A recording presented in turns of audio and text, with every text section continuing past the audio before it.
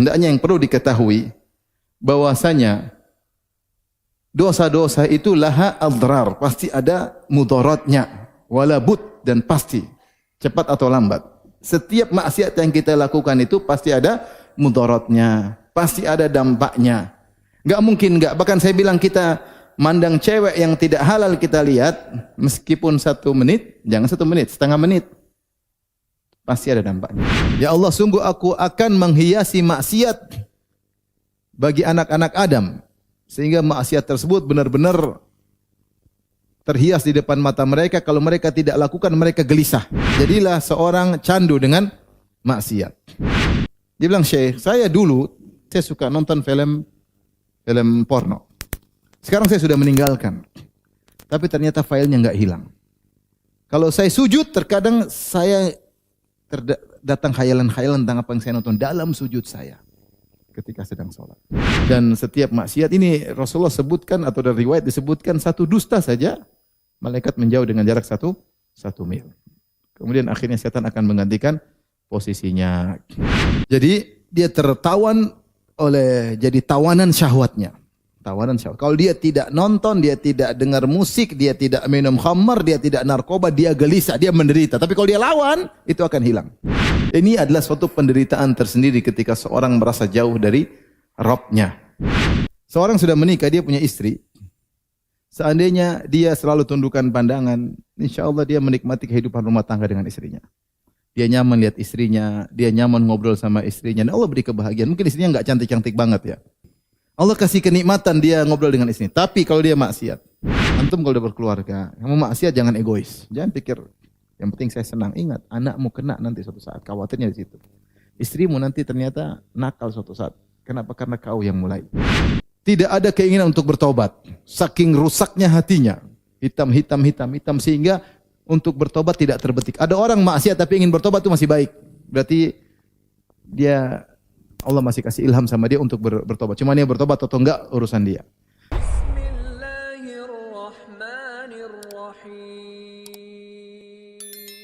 Bismillahirrahmanirrahim. Assalamualaikum warahmatullahi wabarakatuh. Waalaikumsalam warahmatullahi wabarakatuh. Alhamdulillahi ala ihsani wa syukru lahu ala taufiqihi wa amtinani. Asyhadu an la ilaha illallah wahdahu la syarika lahu ta'ziman li sya'ni wa asyhadu anna Muhammadan abduhu wa rasuluhu adda ila ridwani. Allahumma salli alaihi wa ala alihi wa ashabihi wa ikhwani. Ikhwan dan akhwat, hadirin hadirat yang dirahmati oleh Allah Subhanahu wa taala, pada malam hari ini kita akan berusaha untuk bisa berjihad dengan jihadu an-nafs, yaitu berjihad melawan jiwa, hawa nafsu yang sering menjatuhkan kita, mengalahkan kita sehingga kita terjerumus dalam berbagai macam kemaksiatan. Bahkan betapa banyak orang akhirnya menjadi tawanan hawa nafsunya.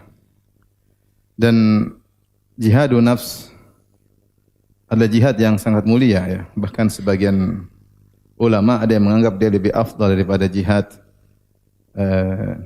bisinan, jihad dengan pedang, ditinjau dari mujahadatun nafs, berjihad melawan hawa nafsu terus-terusan ya.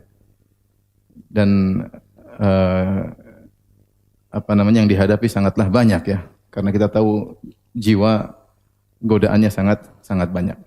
Allah Subhanahu wa taala berfirman, "Waliman khafa maqama rabbih jannatan." Bagi seorang yang takut dengan keagungan Rabb-nya, dia akan mendapatkan 2 surga. Sebagian ulama menafsirkan itu seorang terbetik dalam hatinya ingin maksiat, kemudian dia ingat Allah, dia takut kepada Allah, maka dia meninggalkannya. Maka dia akan mendapatkan 2 surga. Ya. Allah Subhanahu wa taala juga berfirman, "Amma man khafa maqama rabbih wa nahan nafsa 'anil hawa fa innal jannata hiyal ma'wa." Ya. Wa amma man khafa maqama rabbih. Adapun orang yang takut dengan keagungan Rabb-nya, ada yang menafsirkan dia takut kalau harus berdiri di hadapan Allah mempertanggungjawabkan apa yang dia lakukan. Khafa maqama rabbih wa nahan nafsa 'anil hawa. Kemudian dia mencegah ya. Dia mencegah dirinya dari mengikuti hawa nafsunya. Fa innal jannata hiyal ma'wa. Maka Sungguhnya surga adalah tempat kembalinya. Kita hidup terutama di zaman yang sarana untuk memuaskan hawa nafsu terbuka lebar. Dengan adanya medsos, internet, semua jenis maksiat bisa dilakukan. Ya, semua penyimpangan bisa dilakukan. Syahwat mata, syahwat telinga, syahwat hati, ya, syahwat kemaluan, semua bisa dilakukan. Di zaman sekarang begitu mudah syahwat-syahwat dilakukan. Oleh karenanya mujahadatun nafs, perjuangan melawan hawa nafsu di zaman sekarang semakin berat, semakin berat. Oleh karenanya pada kesempatan kali ini kita akan menyampaikan tentang hal-hal yang membantu kita untuk berusaha melawan hawa nafsu. Saya rasa tidak ada di antara kita yang selamat dari namanya maksiat. Kita semua pernah terjerumus atau sedang terjerumus ya dalam kemaksiatan. Cuma ada yang sedikit, ada yang banyak, ada yang jatuh bangun, ada yang meninggalkan, ada yang masih bergelimang. Maka mudah-mudahan pengajian kita malam ini ya membantu kita untuk tegar dan bangkit melawan hawa nafsu. Karena siapa yang berjuang melawan hawa nafsunya, maka dia akan mendapatkan kenikmatan yang luar biasa. Ibnu Qayyim dalam perkataannya indah, dia berkata ya, mujahadatun nafs tuqimul abda fi maqami man law aqsama 'ala Allah la abarrahu. Berjuang melawan hawa nafsu menjadikan seorang hamba pada kedudukan seseorang yang jika dia bersumpah dengan nama Allah pasti Allah akan mengabulkan sumpahnya. Fayaqdi lahu minal hawaiji adha'afa ma fatahu min hawahu. Kata Ibnu Qayyim, kalau dia melawan hawa nafsunya memang berat, maka Allah akan muliakan dia. Seandainya dia berdoa akan dikabulkan oleh Allah Subhanahu wa taala. Kalau dia bersumpah tentang suatu maka akan terjadi atas nama Allah Subhanahu wa taala, dan Allah akan memberikan kepada dia ya memenuhi kebutuhan-kebutuhannya berlipat-lipat ganda dari hawa nafsu yang luput darinya. Hawa nafsu luput darinya. Antum sekarang misalnya seorang dia buka internet ada film, hawa nafsunya pengen nonton, apalagi film baru, iklannya sudah di mana-mana. Pengen nonton. Hawa nafsu ini maksiat kan? Ada cewek di situ terbuka aurat. Kemudian dia tutup, dia lawan. Suatu saat cepat atau lambat Allah akan berikan dia banyak kenikmatan. Ad'af ma fatahu min hawahu. Berlipat-lipat dari kesenangan yang mungkin didapatkan sebentar tersebut. Ya. Dan ini perkataan indah memotivasi kita untuk meninggalkan maksiat. Karena di balik kita berjuang melawan hawa nafsu meninggalkan maksiat, Allah akan ganti dengan yang lebih baik, yang lebih indah, yang lebih menyenangkan. Baik, maka pada kesempatan kali ini kita akan membahas tentang dampak-dampak maksiat, dan buku yang terbaik membahas tentang hal ini adalah buku Al-Jawabul Kafi atau Ad-Da' wad-Dawa karya Al-Imam Ibnu Qayyim rahimahullahu taala. Beliau menyebutkan puluhan dampak dari berbuat maksiat ya. Bahkan kalau kita baca satu demi satu mungkin sampai subuh kajian belum selesai. Tapi karena saya kasihan pada antum ya. Saya kasihan sama brothers sekalian. Sama saya juga, saya mau pulang ya. Jadi kita enggak sampaikan semuanya. Saya rasa saya memilih sebagian dampak-dampak maksiat tersebut yang mungkin saya atau sebagian kita pernah mengalaminya karena kita semua pernah bermaksiat. Kita semua pernah bermaksiat. Tapi Allah dengan kasih sayangnya, dengan rahmatnya menyelamatkan kita. Ya, dengan kasih sayangnya, rahmatnya menyelamatkan kita dari kubangan maksiat tersebut. Tapi di antara dampak maksiat yang Ibnu Qayyim sebutkan adalah maksiat menjadikan hati seorang, pada hatinya ada wahsyah, yaitu keterasingan, kesenjangan antara dia dengan Allah, bainahu wa baina rabbih. Dan dia merasa jauh dari Allah Subhanahu wa taala.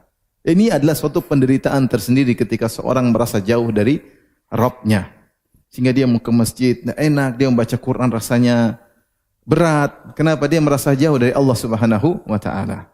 Orang yang seperti ini, yang jauh dari Tuhannya, dia pasti menderita. Dia pasti menderita. Taruhlah dia mendapatkan nikmat sebanyak apapun, sementara hatinya jauh dari Allah, nikmat-nikmat tersebut tidak akan bisa menggantikan kenikmatan kedekatan seorang dengan Allah Subhanahu wa taala. Kita lihat betapa banyak orang yang mungkin secara nikmat duniawi luar biasa, ketenaran dia punya, uang dia punya, wanita dia punya, mungkin jabatan dia punya, harta dia punya, tapi hidupnya sengsara. Sehingga dia akhirnya harus narkoba, dia harus minum khamar. Kenapa? Karena ada suatu kepenatan hidup kesengsaraan yang ingin dia lepaskan. Maka dia cari jalan-jalan kebahagiaan yang tidak benar. Ya. Sementara kita dapati seorang mungkin tidak punya apa-apa. Harta tidak punya, rumah tidak punya, istri tidak punya alias jomblo. Tapi subhanallah dia bahagia, dia bisa tersenyum, dia bisa tenang, dia bisa tentram. Ya. Kenapa? Dia dekat dengan Allah Subhanahu wa taala. Ini salah satu dampak buruk ketika seorang melakukan maksiat, dia semakin terasing, terasa jauh antara dia dengan Allah Subhanahu wa taala. Maka seorang jangan jauh dari Rabb-nya. Semakin dia jauh, dia semakin tidak tenang. Semakin tidak tenang. Dulu ada seorang mulhid, orang murtad ya. Dia tulis buku judulnya Limadza Ana Mulhid. Kenapa saya murtad? Kenapa saya ateis? Kenapa saya ateis? Bukunya ada di internet. Antum enggak usah baca ya. Kenapa saya ateis?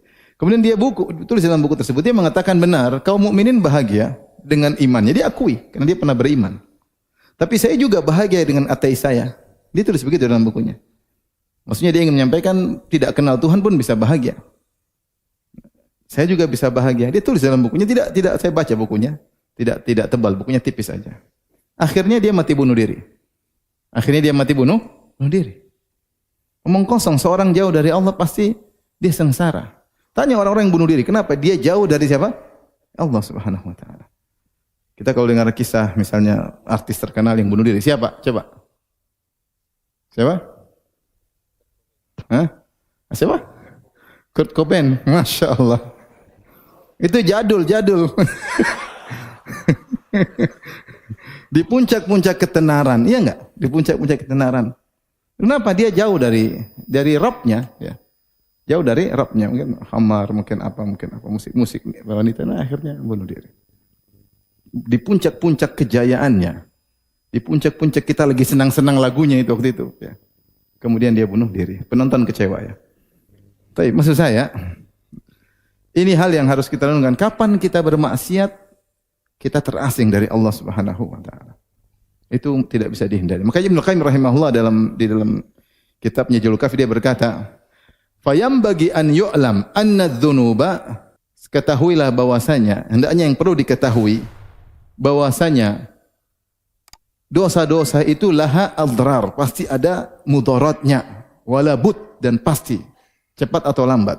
Setiap maksiat yang kita lakukan itu pasti ada mudaratnya, pasti ada dampaknya. Enggak mungkin enggak. Bahkan saya bilang kita mandang cewek yang tidak halal kita lihat, meskipun 1 menit, jangan 1 menit, setengah menit, pasti ada dampaknya. Antum nonton film Korea, antunna nonton film Korea, perempuannya jilbab semua enggak?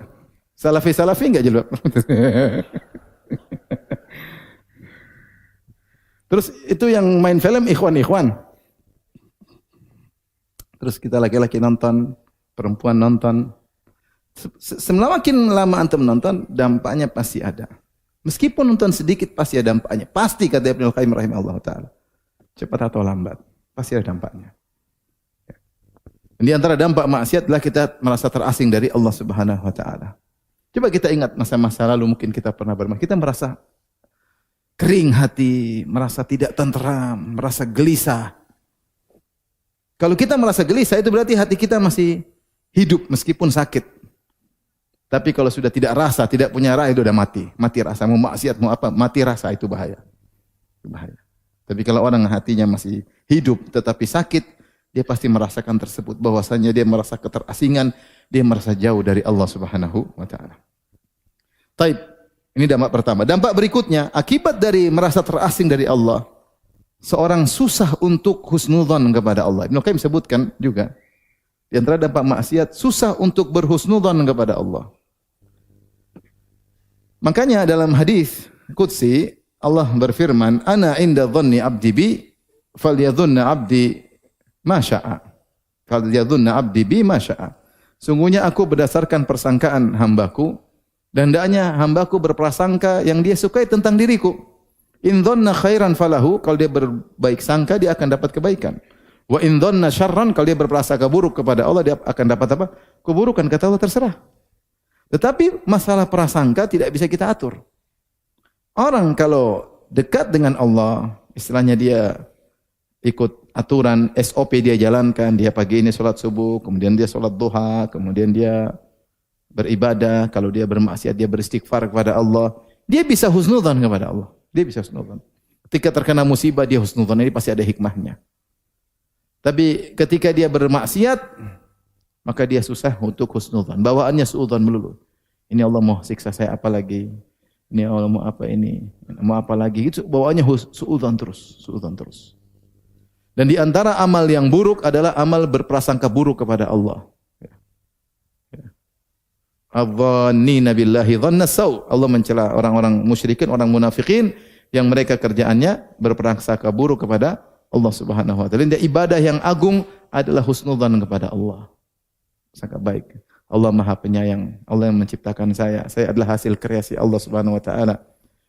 Benar saya di perut ibu saya, tapi numpang. Yang ciptakan, yang bikin wajah saya, yang bikin tubuh saya, yang kasih rezeki saya siapa? Allah. Jadi saya hasil kreasi Allah. Dan secara umum seorang menyukai hasil kreasinya kalau manusia.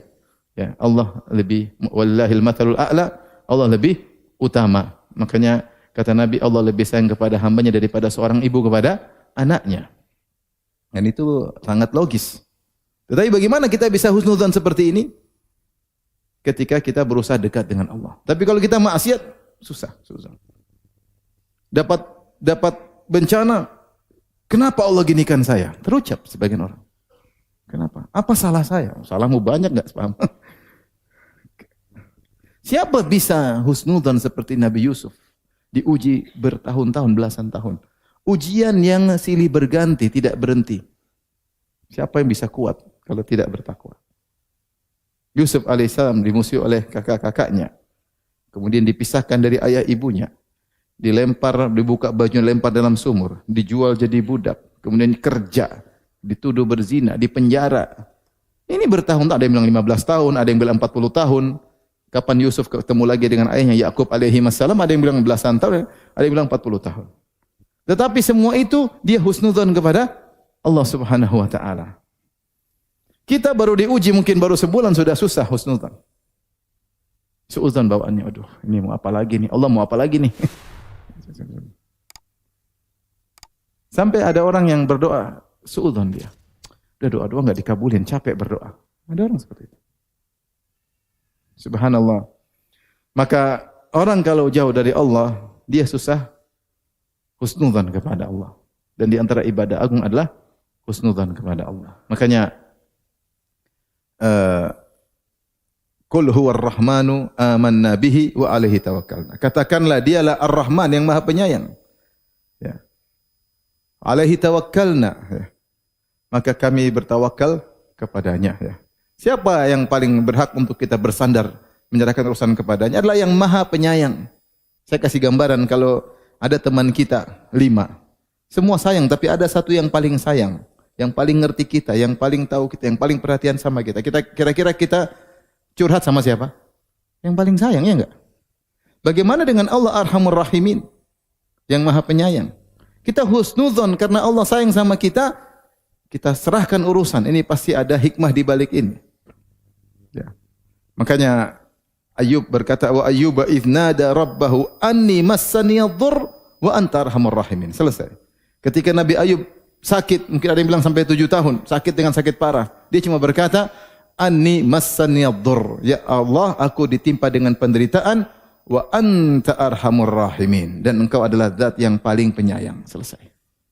Konsekuensi dari Allah yang Maha Penyayang pasti perhatian terhadap saya. Gambarnya demikian. Tapi itu enggak mungkin kita bisa begitu kecuali kalau kita dekat dengan Allah.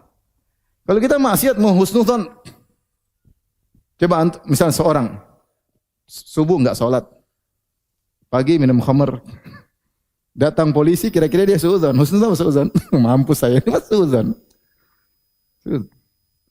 Ada satu kejadian pasti suudzon, enggak bisa dia husnudzon. Insyaallah ada hikmah di balikin. Hikmah apa? Dia dari pagi maksiat. Jadi masalah husnudzon ini tidak bisa dibuat-buat. Jadi orang yang maksiat susah untuk husnudzon kepada Allah Subhanahu wa taala. Baik, berikutnya yang keberapa sekarang? Yang ketiga. Di antara dampak maksiat, dan ini dampak yang tragis kalau menurut saya, dicabut kenikmatan. Dicabut kenikmatan. Saya kasih gambar, saya sering kasih contoh hal ini. Seorang yang sudah menikah, ini tidak bisa dipahami oleh jomblo dan jomblowati ya. Tapi saya kasih tahu aja sebagai bekal ya. Seorang sudah menikah, dia punya istri. Seandainya dia selalu tundukkan pandangan, insya Allah dia menikmati kehidupan rumah tangga dengan istrinya. Dia nyaman lihat istrinya, dia nyaman ngobrol sama istrinya. Dan Allah beri kebahagiaan. Mungkin istrinya nggak cantik-cantik banget ya. Cantik tapi tidak cantik-cantik banget. Mungkin istrinya tidak pandai berbicara seperti presenter atau yang lainnya. Tapi ngobrol nyambung lah. Mungkin istrinya bukan S2, S3, mungkin anak SMA. Tapi bisa nyambung. Allah kasih kenikmatan dia ngobrol dengan istrinya. Tapi kalau dia maksiat. Dia ketemu cewek. Dia nonton film Korea. Dia nonton film India. Dia lihat cewek-cewek. Dia lihat istrinya. Allah cabut kenikmatan. Allah cabut kenikmatan. Tidak ada lagi lezat sama istrinya. Dia hidup sama istrinya dengan penuh penderitaan. Kenapa istri saya modelnya kayak gini? Dia menderita. Kemudian dia mau poligami takut sehingga dalam penderitaan. Dia mau kawin lagi juga nggak berani. Lihat cewek cuma ngiler aja, nggak bisa dicium. Menderita nggak? Menderita. Menderita. Tapi kalau dia tundukkan pandangan, dia bahagia.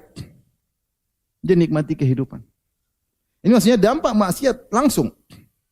Orang kalau bermaksiat, kelezatan Allah cabut. Hingga dia terjebak dalam kelezatan semu. Nonton apa? Nonton maksiat, nonton cewek cantik. Dia mau ngapain?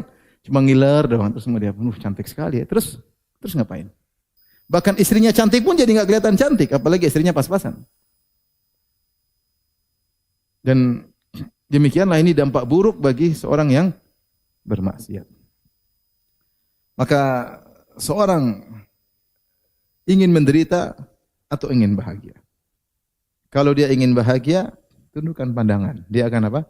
Bahagia. Jadi nikmat ngobrol sama istri. Saya katakan meskipun istrinya bukan orang pintar, tapi ngobrol nyambung aja, ngobrol tentang anak-anak, ngobrol tentang ini, nyaman. Tapi kalau dia mulai lihat sana, lihat sini, lihat sana, lihat sini, selesai. Bahkan ketika dia berhubungan intim dengan istrinya, dia tidak rasa apa-apa. Kenapa? Dia nonton yang tidak-tidak. Dalam khayalan yang tidak bisa dia lakukan. Sementara istrinya yang bisa halal, hilang kenikmatan. Kelezatan itu hilang, Allah cabut. Makanya di antara doa Nabi, meskipun doa tentang terkait utang, Allahumma kfini bihalalika an haramika. Wa aghnini bifadlika amman siwak. Ya Allah, cukupkanlah aku dengan yang halal. An haramika, dari perkara yang haram. Buat aku bahagia dengan halal yang aku miliki. Jauhkan aku dari haram. Dari hubungan haram, chattingan haram. Kalau ada di antara kita chattingan sama cewek, itu haram atau tidak? Chattingan ketawa ke TV. Haram atau tidak? Haram lah. Ada kelezatan. Telepon sama istri orang. Kalau istri sendiri cepat, ya habis sibuk. Kalau istri orang, Masya Allah. Ini bukan pengalaman pribadi, bukan ya. Saya cerita tentang kawan. Jadi setan itu menghiasi, jadi lezat. Cerita buktinya itu syahwat, berarti ada syahwat. Ada teman telepon sama, jadi ada panitia pengajian ya. Telepon depan saya, telepon Ahwat. Saya tegur, kamu kok telepon lama-lama? Entar saat ini lagi koordinasi katanya. Telepon terus, tapi kok betah? Orang kalau telepon sama perempuan 10 menit, 15 menit ketawa ketik itu syahwat. Kita ini bicara sama perempuan boleh, bukan enggak boleh, boleh. Tapi ada batasannya. Ya. Tapi kalau sudah, udah itu selesai. Apalagi teleponnya berdebar-debar, udah. Ya. Kalau sudah begitu ngobrol sama istri, nggak ada nyamannya. Pahit ngobrol sama istri, pahit. Nah, kenikmatan dicabut oleh Allah Subhanahu Wa Taala. Tinggal kita milih mau bahagia atau tidak. Bahagia atau tidak. dan setan menghiasi apa? Kemaksiatan. Jadi maksud saya di antara dampak dari maksiat adalah dicabut apa? Kenikmatan. Cabut kenikmatan. Kita lihat orang di kampung yang sederhana, istrinya juga biasa-biasa, hidup tapi bahagia. Tawa, bahagia, ke masjid semangat. Enggak susah-susah bahagia. Dia tidak macam-macam, dia tidak aneh-aneh.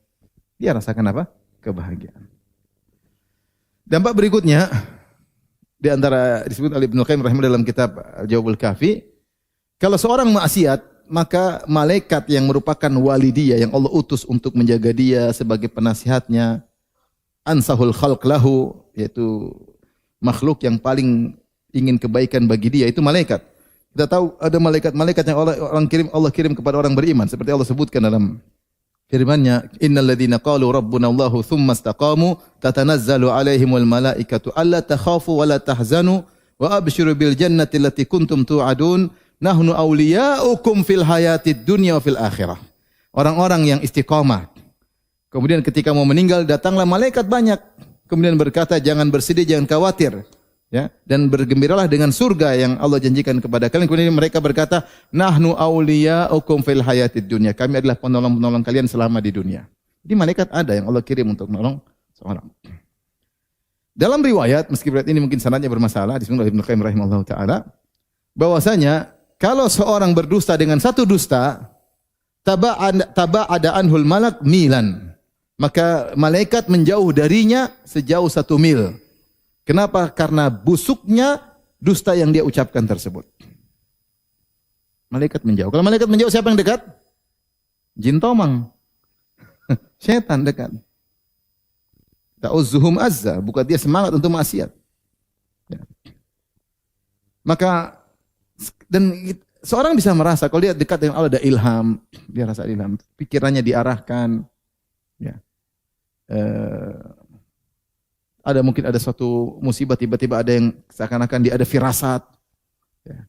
Bisa jadi itu dari malaikat yang Allah kirim untuk menjaga. Tapi kalau dia bermaksiat, malaikat ini jauh, nggak mau dekat dengan dia. Ganti apa? Syaitan. Jadi ini salah satu dampak yang buruk.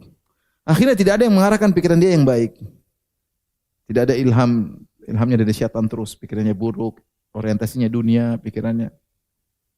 Maka seorang ya jangan menggantikan kawan yang terbaik yang sangat ingin kebaikan baginya diganti dengan kawan yang buruk yang paling ingin mencelakakan, yaitu apa? Syaitan. Dan setiap maksiat ini Rasulullah sebutkan atau dari riwayat disebutkan satu dusta saja malaikat menjauh dengan jarak 1 mil. Kemudian akhirnya syaitan akan menggantikan posisinya. Kita ini terkadang dalam kesendirian. Tapi Allah kasih ilham, ada malaikat yang Allah kirim menjaga. Ada malaikat yang Allah kirim. Oleh karena seorang berusaha bertakwa kepada Allah agar dia dijaga oleh Allah Subhanahu wa taala. Baik. Berikutnya yang keberapa? 5. Susah urusan. Orang yang bermaksiat urusannya rumit, susah, buntu, kemana-mana buntu, tidak ada jalan keluar. Ya. Yang bertakwa Allah kasih jalan keluar. Wa may yattaqillaha ja'al lahu makhraja. Siapa yang bertakwa Allah kasih jalan keluar. Wa may yattaqillaha yaj'al lahu min amrihi yusra. Siapa yang bertakwa, Allah akan jadikan urusannya mudah. Allah berfirman, saya ja'alullahu ba'da usri yusra. Allah akan jadikan setelah kesulitan ada kemudahan. Ini dalam satu surat At-Talaq. Allah sebutkan 3. Yaj'allahu min makhraja, Allah bikin jalan keluar. Yaj'allahu min amrihi yusra, Allah bikin urusannya mudah. Saya ja'allahu ba'da usri yusra. Allah jadikan setelah kesulitan ada kemudahan. Kalau orang bertakwa, apapun dia hadapi ada solusinya. Seberat apapun. Jangan demikian. Kalau memang Allah kasih ujian kepada orang beriman. Semakin tinggi imannya, datang ujian lagi. Tapi ujian itu ada endingnya. Endingnya pasti indah. Kalau dia bertakwa. Kalau dia bertakwa. Nah kalau kita dapat urusan rumit, ruwet, susah. Nah ini hendaknya kita banyak apa? Istighfar. Berarti kurang bertakwa.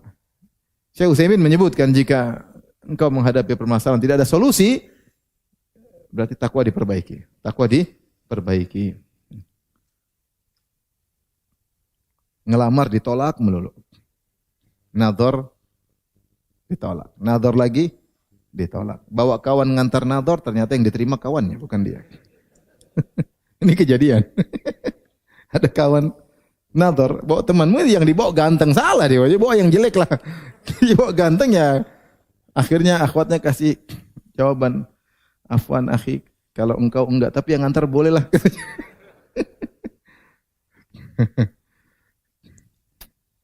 Buntu semuanya, istighfar, istighfar, istighfar. Ya. Urusan rumah tangga ruwet, nggak ada jalan keluar, nggak ada solusi. Ya. Kurang bertakwa, istighfar banyak, kurang dekat dengan Allah Subhanahu wa Ta'ala. Maka seorang kalau dia bertakwa pasti ada solusi. Subhanallah, ayat ini tentang wa may yattaqillaha ja'al lahu makhraja turun dalam surat At-Talaq, dan talak artinya perceraian, dan itu adalah kasus yang paling berat dalam kehidupan seorang, laki-laki maupun perempuan. Mencerai itu perkara berat. Dicerai juga perkara apa? Sangat berat. Kita misalnya laki-laki cerai istri, ada anak-anak, banyak pertimbangan. Gimana anak-anak, gimana kata orang, apalagi kalau dia seorang yang mungkin public figure, berat. Bagaimana mertua, bagaimana tetangga, berat. Tapi kalau dia harus menceraikan, ya harus ceraikan, tidak ada jalan lain. Rasulullah juga pernah mencerai. Demikian juga wanita, dicerai jadi janda. Sekarang saingan banyak gadis-gadis. Siapa lagi mau sama saya ya? Berat. Tetapi masalah terberat tersebut, Allah janji siapa yang bertakwa kepada Allah pasti ada solusi. Namun kenyataannya kenapa banyak orang yang cerai dan dicerai tidak ada solusi? Karena mereka tidak bertakwa. Proses cerai tidak sesuai aturan, ketika dicerai juga keluar dari aturan. Allah berfirman, ya ayuhan nabi, idza talaqtumun nisaa fatalliquhunna li'iddatihinna wa ahsul iddah wattaqullaha rabbakum la tukhrijuhunna min buyutihinna wa la yakhrujna illa ayatina bifahishatin mubayyinah wa tilka hududullah. Wa may yata'adda hududallahi faqad dzalama nafsah. Wahai orang-orang beriman, kalau kalian menceraikan istri-istri kalian, maka ceraikan ikut aturan. Kapan boleh mencerai? Bukan begitu marah cerai, enggak. Harus diceraikan seorang wanita dalam kondisi suci, belum digauli, dan talak satu. Wanita haid tidak boleh dicerai. Wanita suci sudah digauli tidak boleh dicerai. Kemudian yang kapan boleh dicerai? Wanita tersebut suci, bersih dari haid, belum digauli, jatuhkan talak satu. Itu namanya talak sunnah. Kemudian la tukhrijuhunna min buyutihinna. Jangan usir istri kalian kalau sudah dicerai. Ini ngamuk, marah, pulang sana ke rumah orang tuamu. Subhanallah. Naik Grab sendiri, enggak diantar lagi. Wala yakhrujna, dan juga jangan keluar sendiri. Sudah dicerai tinggal di rumah suami, ini keluar. Kamu mau kemana? Mau pulang ke rumah orang tuaku. Lah orang tuamu rumahnya udah dijual, mau kemana? Kabur. Lihat wanita, sebagian wanita zaman sekarang. Belum dicerai baru diomelin sudah kabur. Ini dicerai aja enggak boleh kabur dari rumah. Belum dicerai baru diomelin sudah apa? Kabur. Melanggar aturan. Betapa banyak suami mencerai tidak tahu fikih cerai, asal cerai, ngamuk cerai. Terus ada solusi? Enggak ada. Rumah tangga kacau, anak-anak terbengkalai, enggak ada solusi. Dan saya rasa masalah paling berat dihadapi oleh seorang dalam kehidupan rumah tangganya. Kalau ini saja Allah janjikan tentang makhraj, jalan keluar, apalagi masalah-masalah yang lain lebih ringan. Maka orang yang bertakwa, insya Allah kalau ada ujian itu pasti ada, tapi penghujungnya pasti happy ending. Makanya Yusuf alaihissalam ketika ditanya oleh kakak-kakaknya, "A innaka la anta Yusuf?" Engkau Yusuf ya? Qala ana Yusuf wa hadha akhi.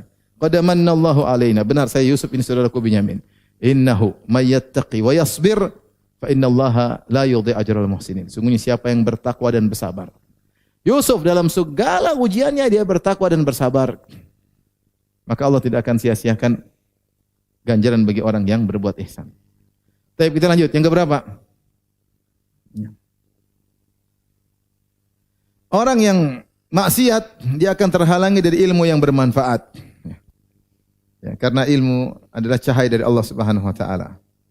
Seperti diriwayatkan Imam Syafi'i berkata, "Syakautu ila Waqi' su'a hifdzi fa arsyadani ila tarkil ma'asi wa akhbarani bi anna al-ilma nurun wa nurullahi la yuhdahul 'asi."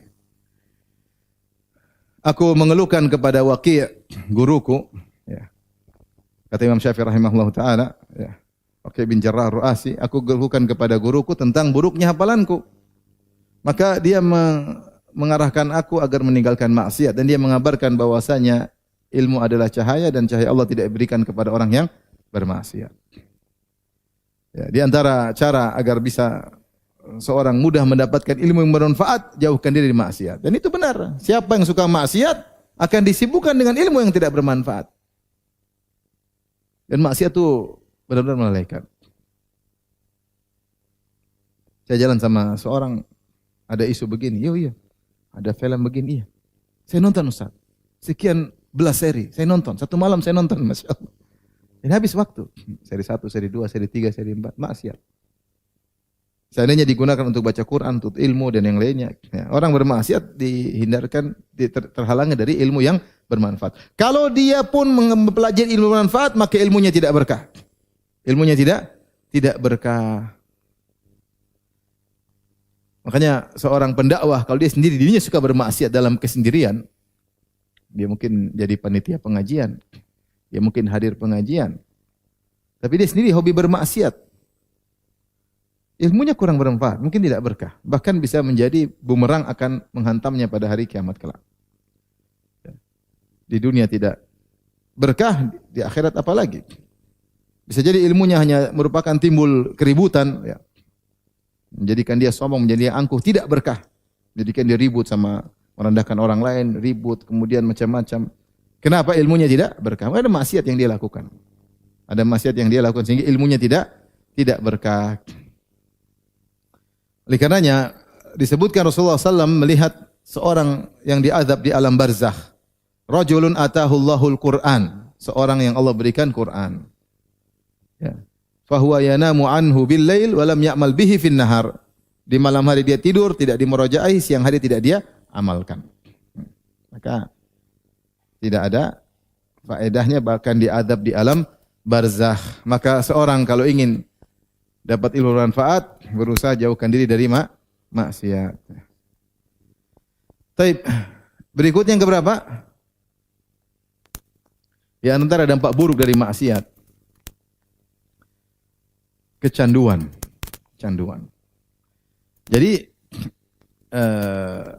Allah berfirman, syaitan bersumpah di hadapan Allah, la uzayyinanna lahum fil ardi wa la ughwiyannahum ajma'in.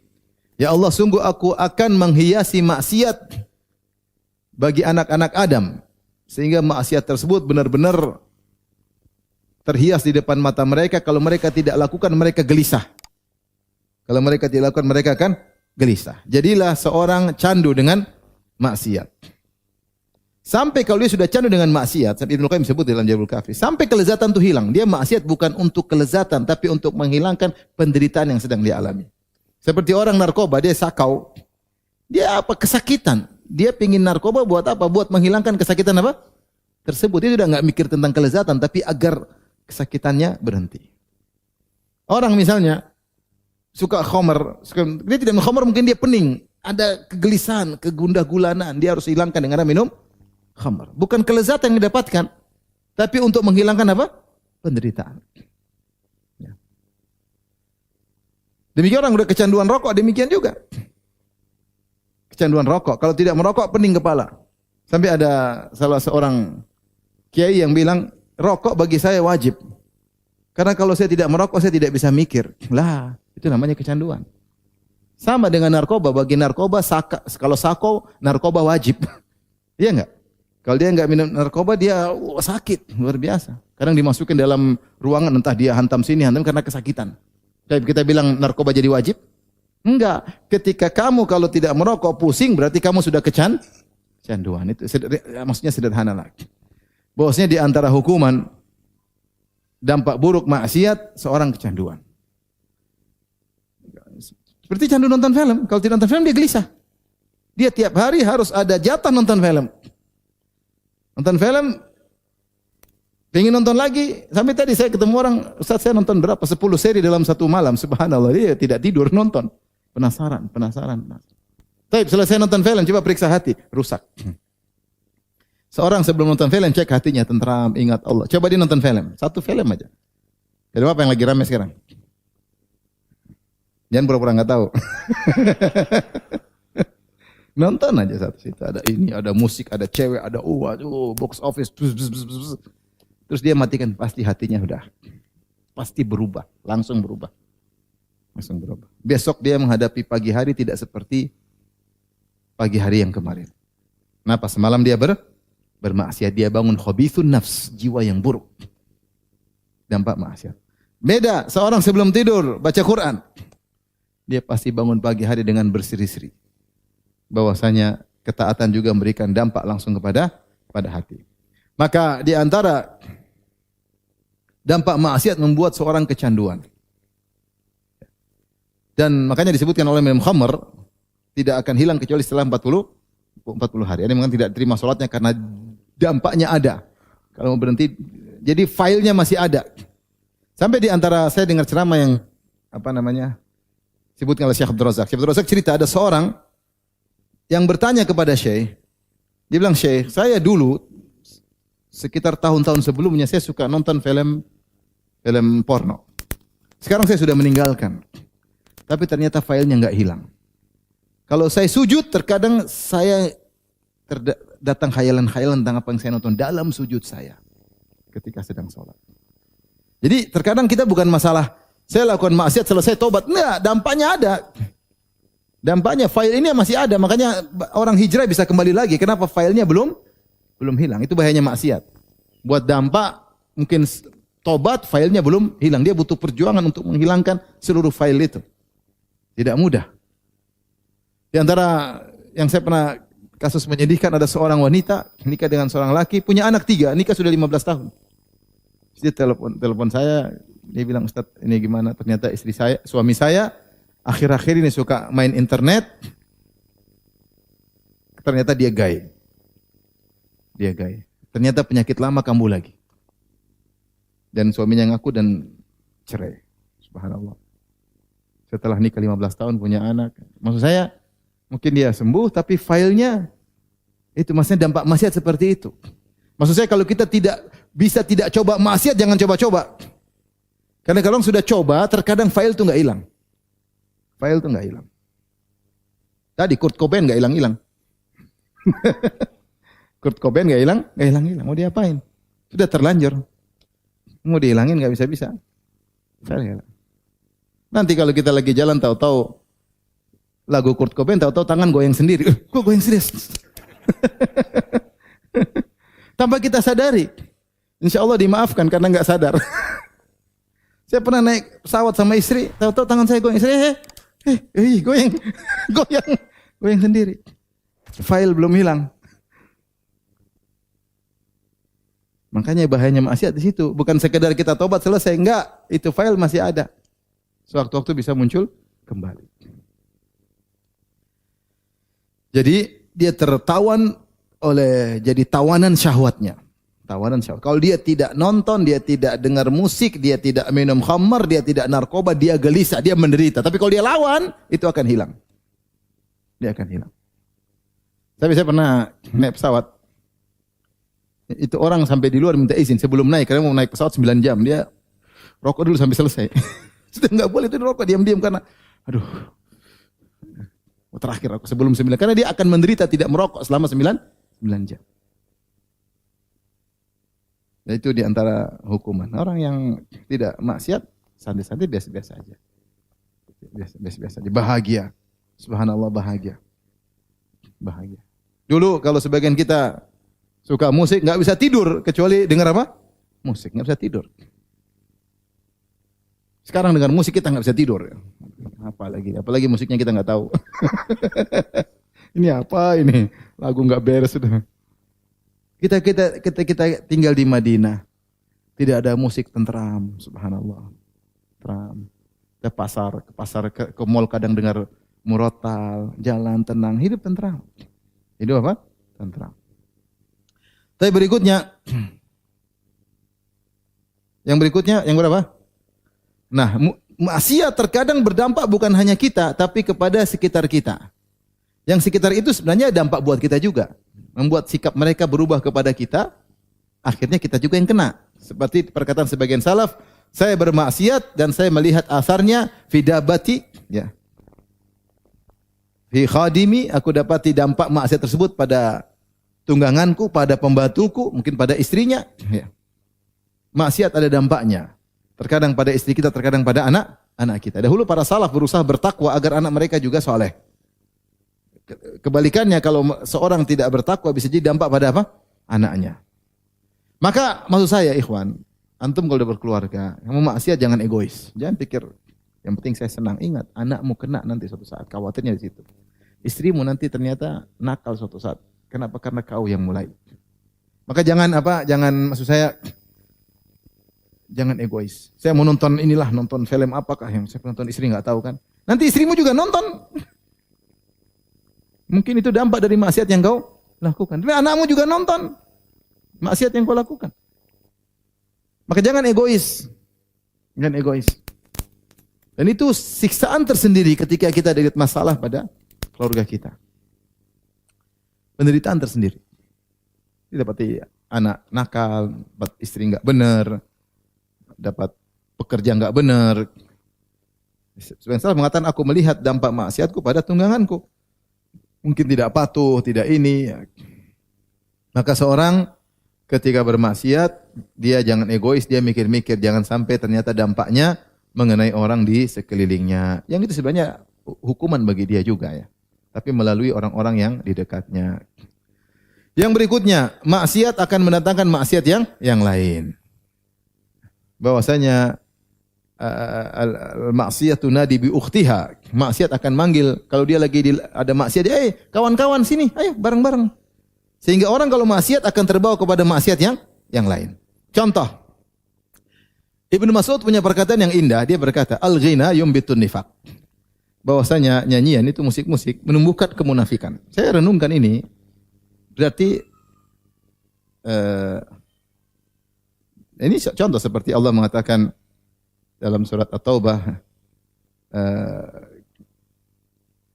seperti sebagian orang ada yang berjanji kepada Allah, la in atana min fadlihi lanasaddaqanna wa lanakunanna minas salihin falamma atahum min fadlihi bakhilu bihi wa tawallaw mu'ridun fa'aqabahum nifaqan fi qulubihim bima akhlafullaha ma wa'aduh. Ini contoh dalam ayat dalam Al-Qur'an banyak.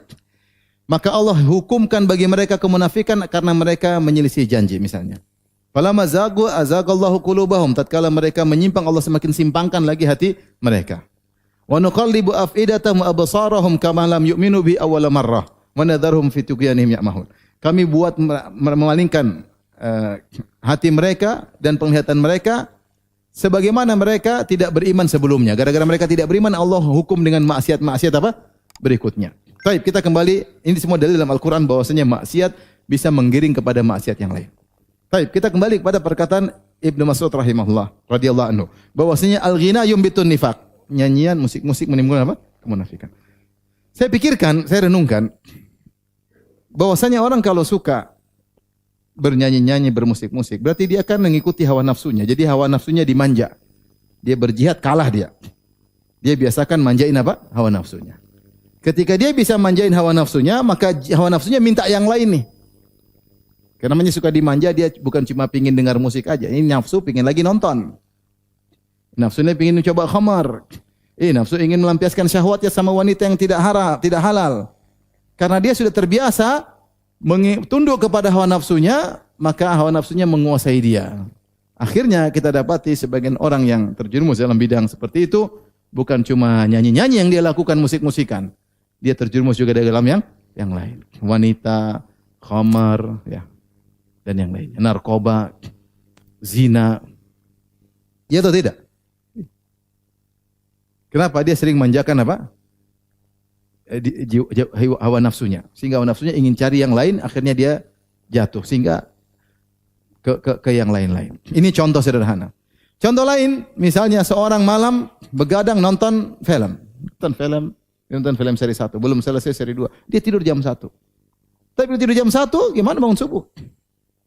Kalaupun bangun subuh dengan ngantuk-ngantuk, kemungkinan dia bangun jam 7. Sehingga maksiat ini mendatangkan maksiat yang lain. Sehingga dia meninggalkan sholat subuh atau sholat subuh tidak pada waktunya. Dan demikianlah maksiat. Seorang melakukan maksiat tidak cukup sampai di situ. Ingat, hati-hati. Ketika itu melakukan maksiat, maksiat akan mendatangkan yang lainnya. Itu masalahnya. Kita bukan cuma satu maksiat. Maksiat ini bawa temannya. Sehingga terjerumus ke sini, terjerumus ke sini, terjerumus ke sini. Lengkap. Kalau sudah sering bermaksiat, ya sekalian aja deh. Kapan lagi? Kata Ibnu Qayyim, kalau seorang berjalan, kemudian dia lihat ini, dia hati-hati. Ibarat orang lewat di jalan penuh duri, ada duri kecil, duri besar, setiap lewat dia hati-hati. Setiap ada duri dia cabut, dia perbaiki. Insya Allah dia hati-hati terus. Tapi kalau sudah injak duri darah, ya sekalian aja katanya, sekaligus. Sama seperti orang lewat di pecek. Kalau dia jalan pelan-pelan, sedikit, sehingga peceknya cuma sedikit. Tapi kalau sudah kena banyak, sudah dia cuek aja. Orang begitu kalau maksiat. Wes kadung kalau bahasa Jawa. Sudah terlanjur. Terlanjur bahasa sudah tenggelam dalam maksiat. Tinggal berapa menit lagi? 10 menit lagi. Yang keberapa sekarang? Di antara dampak maksiat kita terhalangi dari ketaatan. Dan ini di antara yang harus kita renungkan. Ya. Kita misalnya maksiat, kita nonton film 1 jam. Seandainya kita nonton film, mungkin kita bisa gunakan untuk ketaatan yang lain. Entah baca Quran, entah ngobrol sama istri, entah telepon kawan, entah telepon keluarga, silaturahmi, entah bermain-main sama anak-anak, punya hak anak-anak, untuk ngobrol sama anak-anak, entah kita baca buku. Ini semua ketaatan. Ternyata kita ganti dengan apa? Dengan maksiat. Dan coba kita renungkan, kalau setiap hari kita nonton film 2 jam, setahun berarti nonton berapa jam? 365 kali 2, berarti 730 jam. Iya benar, 10 jam. Kalau dibuka hari kiamat kelak, catatan 730 jam apa? Film. Kita malu kalau dibuka catatan seperti itu. Malu. Malu di hadapan Allah Subhanahu wa taala. Enggak usah kita maksiat. Terkadang kita nonton yang enggak aja, mungkin perkara boleh, tapi kalau dibuka catatan isinya seperti itu kita malu. Kalau isinya adalah ketaatan, berbakti sama orang tua, ngobrol sama anak-anak, bercumbu sama istri, cari nafkah, ini catatan bagus semua. Sehingga ketika bermaksiat ada yang kita tumbalkan, ada yang kita tumbalkan. Makanya perkataan sebagian salaf atau sebagian ulama, al-waqtu kas-saif, illam taqta'hu qata'aka. Waktu seperti pedang. Kalau kau tidak patahkan pedang tersebut, kau yang dihantam oleh pedang tersebut. Waktu kalau tidak kau gunakan untuk kebaikan, maka dia akan menyibukkanmu dengan apa? Keburukan. Maka seorang hendaknya bertakwa kepada Allah ketika maksiat. Dia ingat ini maksiat ini saya akan dihisap. Saya mau nonton enggak? Kalau siap dihisap nonton, kalau enggak usah. Ya. Mending kita ganti untuk yang melakukan apa? Ketaatan.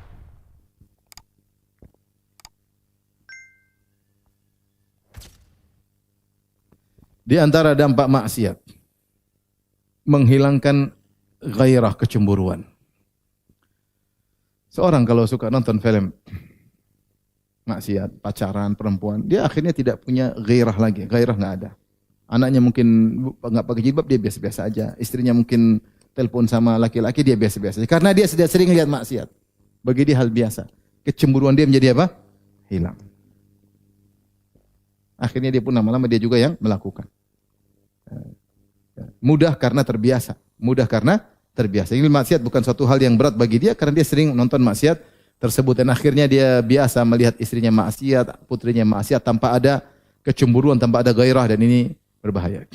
Taib, di antara dampak maksiat yang sangat berbahaya kata Ibnu Qayyim, tidak ada keinginan untuk bertobat. Saking rusaknya hatinya, hitam sehingga untuk bertobat tidak terbetik. Ada orang maksiat tapi ingin bertobat itu masih baik. Berarti dia Allah masih kasih ilham sama dia untuk bertobat. Cuma dia bertobat atau enggak urusan dia. Tapi kalau sudah tidak ada keinginan bertobat, waduh itu repot itu. Dia tahu itu maksiat tapi tidak ada keinginan untuk bertobat. Benar-benar hati sudah rusak, hatinya sudah mati. Sehingga dia tidak merasa bersalah dalam melakukan maksiat tersebut. Santai aja. Lebih parah daripada itu, bangga memamerkan maksiatnya, udah selesai kalau udah begitu. Minum khamar, cerita-cerita orang. Zina, cerita-cerita orang. Buka aurat, banggakan kemana-mana. Berzina, shooting video, disebarin. Wah, ngeri banget sudah. Itu sudah enggak punya rasa malu. Ini sudah sangat parah. Ini sudah sangat parah. Baik, karena waktu sudah habis ya. Saya rasa yang sedikit ini mudah-mudahan cukup mewakili kita untuk kita berhati-hati ketika ingin bermaksiat. Ingat firman Allah Subhanahu wa taala, "Waliman khafa maqama rabbih jannatan." Bagi siapa yang takut dengan kedudukan Rabbnya, maka dia akan mendapatkan 2 surga. Dalam surat Ar-Rahman, sebagian ulama menafsirkan terbetik hatinya ingin bermaksiat, kemudian dia ingat Allah, dia ingat hari kiamat, dia ingat bahwasanya dia akan diberdirikan di hadapan Allah untuk disidang, untuk dihisab. Maka dia pun tinggalkan. Ketika dia tinggalkan, maka Allah akan berikan dia dua surga. Ketahuilah ikhwan, setiap pandangan kita, meskipun cuma 1 detik, 1 detik, 2 detik, punya pengaruh dalam hidup ini, dan punya pengaruh dalam alam barzah, dan punya pengaruh di hari akhirat. Pasti berpengaruh, meskipun 1 detik kita memandang. Dan saya yakin, kita semua pasti terjerumus dalam maksiat. Gak ada namanya yang tidak luput dari maksiat. Nasihat buat saya pribadi, ketika bermaksiat segera bertobat. Segera bertobat, ya. Segera istighfar. Jangan biarkan terus-menerus dalam maksiat. Wallahu taala alam bisawab. Ini saja yang mungkin saya sampaikan. Brothers, see you again. Insyaallah taala. Assalamualaikum warahmatullahi wabarakatuh.